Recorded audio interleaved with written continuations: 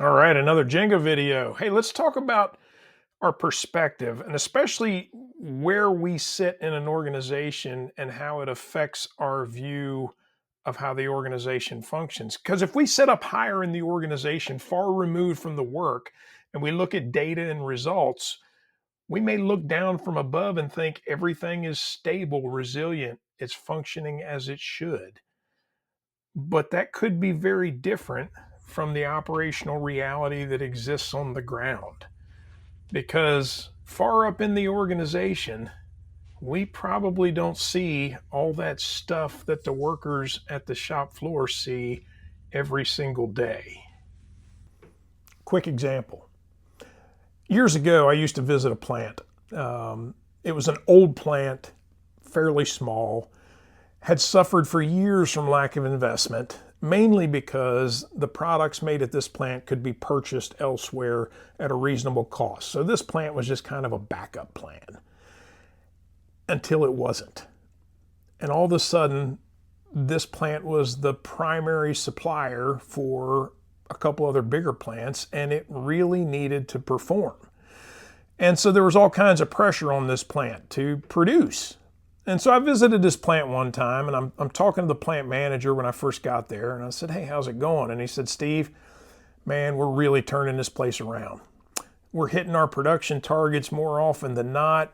Stability has improved greatly. We're becoming more and more reliable. Things are really starting to look good." And I said, "It's good." That was the view from up here. That was the view of the plant manager looking down from above. And then I went out in the plant. And I went to the primary production center in this plant, which was a large hydraulic press. And I talked to the operator. And he immediately started telling me everything he had to go through throughout his 12-hour shift to keep the thing running. He was standing on absorbent pads covering up hydraulic fluid that had leaked out. He was constantly having to make adjustments to make the product come out the way he wanted to. While I was standing there talking to him, an alarm went off and he ran. Ran across the platform he was standing on, down 2 steps, another about 15 or 20 feet to a big control panel where he had to silence an alarm and hit a reset button, and then he ran back up to the press platform so he'd be there the next time a product came out.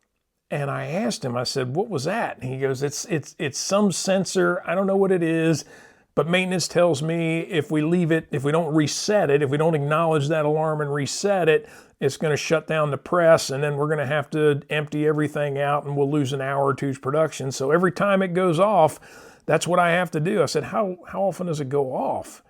And he said, "Oh, every 5-10 minutes." So this is what his day was looking like. Did that feel like reliable, stable, consistent? That was the view from down here. So he saw all this stuff at the floor level that the plant manager was kind of oblivious to, looking down from above. That's why we need to spend more time listening to the people closest to the work. My buddy Sam Goodman uses the term operational reality.